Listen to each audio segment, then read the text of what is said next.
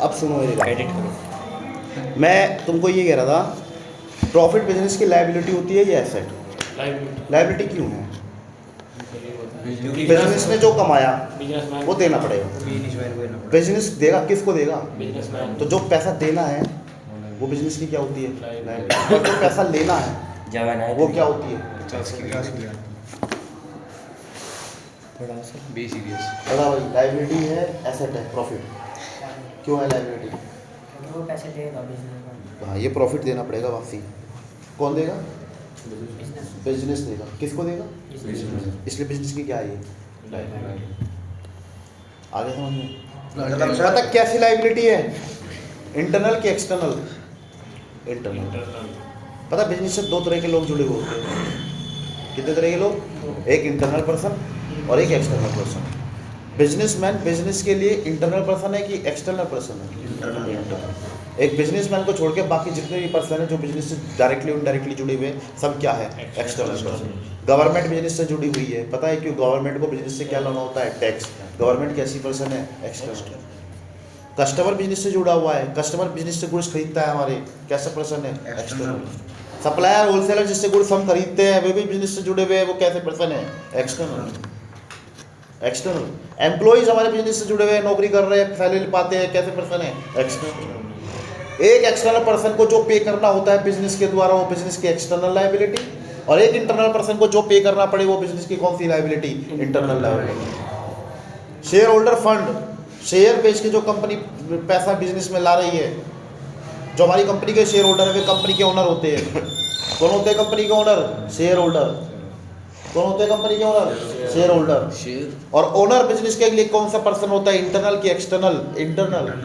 Share holder को जो पैसा देना होता है वापसी, वो बिजनेस की इंटरनल लायबिलिटी है। एक शेयर होल्डर को छोड़ करके डिबेंचर इशू कर रखा है अगर कंपनी ने, बैंक से लोन ले रखा है, वे सब क्या है? एक्सटर्नल। डिबेंचर कौन सी लायबिलिटी है? एक्सटर्नल। बैंक लोन कौन सी लायबिलिटी है? एक्सटर्नल। शेयर होल्डर कौन सी लायबिलिटी है? इंटरनल। समझ में आया तुम्हारे?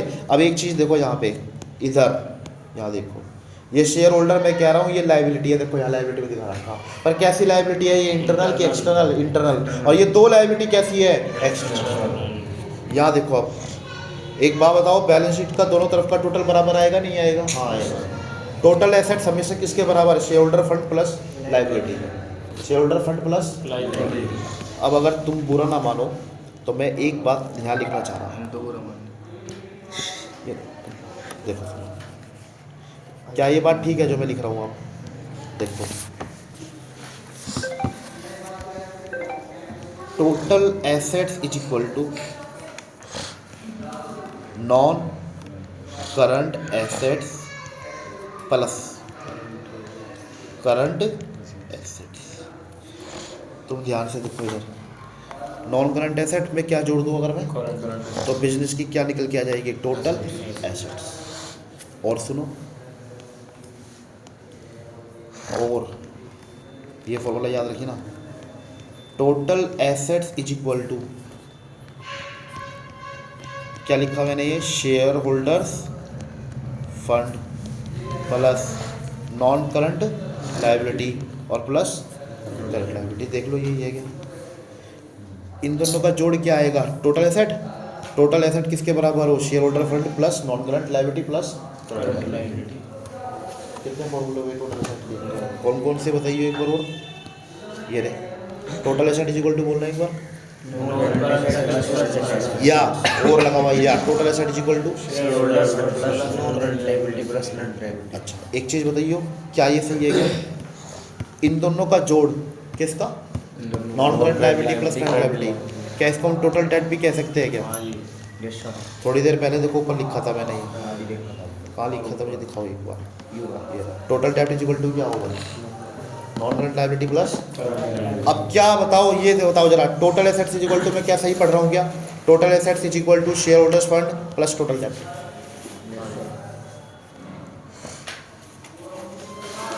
Share holders fund plus total debt. भाई non current liability current liability को जोड़ के क्या आएगा? तो मैं shareholder fund plus total date को भी क्या कह सकता हूँ? Total assets. ठीक है, चलो अब एक चीज़ समझो, जरा ऐसे ना बैठे फिर। वीडियो वीडियो कहाँ कर रहा है, वीडियो कहाँ कर रहा है।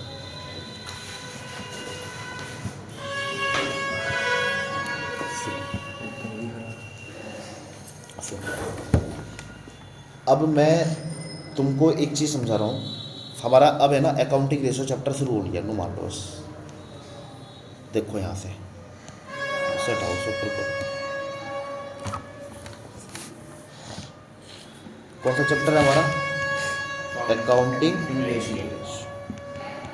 इसमें गिनती के हमें 4 रेशो पढ़ने हैं, 1 2 3 4, 4 रेशो पढ़ेंगे, चैप्टर खत्म। सबसे पहले हम इसमें पढ़ेंगे लिक्विडिटी रेशियो। बोलते रहो मेरे साथ, लिक्विडिटी रेशियो।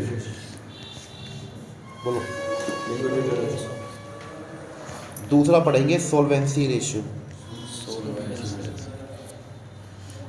कौन सा? सोल्वेंसी। तीसरा पढ़ेंगे हम टर्न ओवर रेशियो।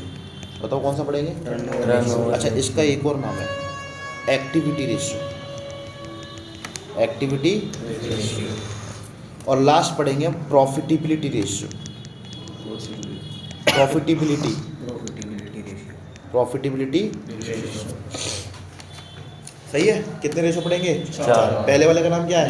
लिक्विडिटी। अब सुनो पहले यहाँ भी एक बार, ये जो हमारा पहले नंबर का है ना लिक्विडिटी रेशियो, इसमें भी हम 2 रेशियो पढ़ेंगे, ए और बी करके। सबसे पहले वाले का नाम आएगा करंट रेशियो।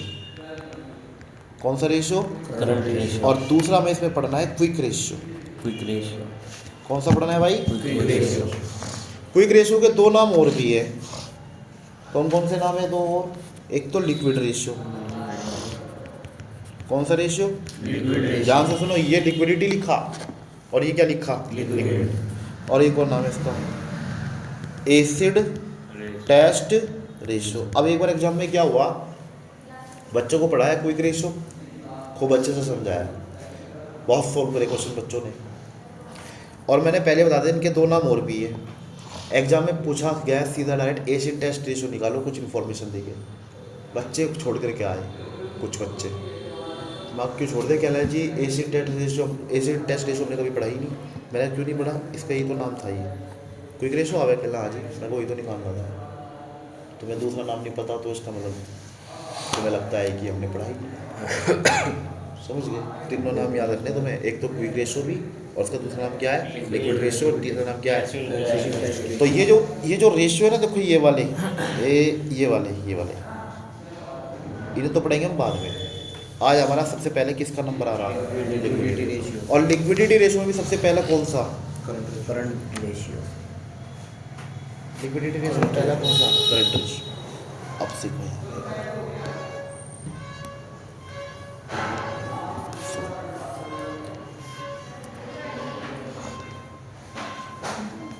करंट रेशियो का फॉर्मूला पता क्या होता है? करंट एसेट्स अपॉन, क्या लिखा है मैंने? Current liabilities. ये फॉर्मूला याद कर लो, मेरे ख्याल में याद भी हो गया होगा। करंट रेशियो का क्या फॉर्मूला होता है? Current assets upon current liabilities. ठीक है। अच्छा, मैं इसको पढ़ाने से पहले मैं तुमको 2-3 बात बताना चाह रहा हूँ। इनको पता है रेशियो को हम कैसे एक्सप्रेस करते हैं? रेशियो को एक्सप्रेस करने के 4 तरीके होते हैं। एक तो होता है प्योर रेशियो। प्योर रेशियो पता कैसे लिखा जाता है? जब 2:1, 2:2, ये क्या होता है? जब 2 नंबर लिखो न्यूमेरिकल वैल्यू और बीच में गिनती से लग रही हो, इसको हम कौन सा रेशियो बोलते हैं? Pure ratio. एक फ्रैक्शन रेशियो होता है, और फ्रैक्शन रेशियो कैसे लिखा जाता है? देखो ऐसे, जैसे ये 3:2 है, इसको ऐसे लिखो, ये भी रेशियो है, पर कैसे लिखा है? फ्रैक्शन के फॉर्म में, फ्रैक्शन रेशियो है। एक होता है टाइम्स रेशियो। कैसा रेशियो? टाइम्स। टाइम्स कैसे होता है? 3 को 2 से डिवाइड करो तो क्या आएगा? 1.5 टाइम्स। क्या आएगा? 1.5। काट दो पूरा का पूरा, न्यूमरेटर को पूरा भाग दे दो डिनोमिनेटर से, भाग दे के जो नंबर आएगा वो टाइम्स में लिख दो। और एक लास्ट होता है परसेंटेज रेशियो। कौन सा होता है? परसेंटेज। और परसेंटेज रेशो कैसे होता है? जैसे तुमने ये 3:2 लिखा प्योर रेशो, इसे पहले तो फ्रैक्शन में लिख लो और से परसेंटेज में कन्वर्ट करने के लिए 100 से क्या कर दो? मल्टीप्लाई। 2 एकम 2, 50, 50 दिया 150 ये भी रेशो है, ध्यान रखियो। पर ये कौन सा रेशो है? Percentage ratio. पता है करंट रेशो का जो आंसर आएगा हमारा, ना तो इसमें देना आंसर, ना इसमें ना इसमें, किस में देना? Pure ratio. हम जितने भी रेशो पढ़ेंगे उसमें कुछ के आंसर प्योर रेशो में देने होते हैं और कुछ के आंसर टाइम्स रेशो में होते हैं और कुछ के आंसर किस में देने होते हैं? परसेंटेज में। बताता चलूँगा किस किस में होगा। फ्रैक्शन रेशो का कोई भी एग्जांपल नहीं है सामने, ठीक है भाई, समझ गए? ठीक है। अब नेक्स्ट देखो, यहाँ सुनो, करंट रेशो का फॉर्मूला क्या है? Current asset upon current liability. Current assets upon current liability. देखो, जैसे मैं तुमसे ये कहूँ, एक तो हमारे पास है कैश 50,000 रुपये, एक है हमारे पास बैंक बैलेंस 70,000 रुपये, एक है हमारे पास क्या मार्केटेबल, क्या चीज़ है ये? सिक्योरिटी। मान लीजिए कितना? 30,000 रुपये। डेटर्स है हमारे पास कुछ 1,00,000 रुपये। और कुछ और भी एग्जांपल है, जैसे हमारे पास क्रेडिटर्स है, क्रेडिटर्स है 20,000 रुपये। और क्या है हमारे पास? बिल्स पेबल कितने मान लो? 10,000। और इसके अलावा आउटस्टैंडिंग एक्सपेंस है 15,000 रुपये। और तुमसे पता क्या पूछा जा रहा है? करंट रेशो निकाल के बताइए कितना आएगा। सॉल्यूशन करें इसका? ये देखिए, करंट रेशो का फॉर्मूला क्या बताया भाई? Current asset upon current liability. सबसे पहले क्या निकाल लीजिए एक बार, कौन कौन सी इसमें करंट एसेट ढूंढना। क्या कैश करंट एसेट है? हाँ, कितना है ये? 50,000। क्या बैंक करंट एसेट है? यस, कितना है? 70,000। क्या मार्केटेबल सिक्योरिटीज भी करंट एसेट के एग्जांपल है? हाँ, मैंने लिखवा रखा है। कितना है ये? 30,000। क्या डेटर्स भी करंट एसेट है? हाँ, कितना है ये? 1,00,000। जोड़ियो 2,50,000, सबको जोड़ के कितना आया?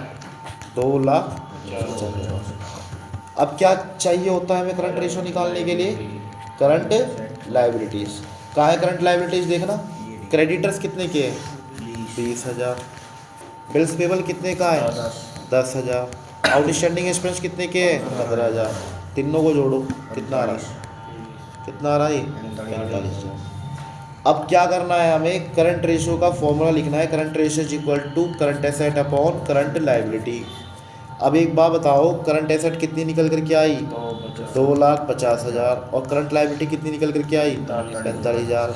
3 जीरो से क्या बचा हमारे पास? 250/45। किससे कट रहा है? 5 ने 45, 5 पंजे 25 जीरो, 50/9। अब 50 को भाग देना है 9 से, तो कितनी बार चलेगा ये? 9 पंजे 45, 50 में से 45 गए 5, फिर 50 हो गया वो, फिर 5.55 ऐसे चलता रहेगा।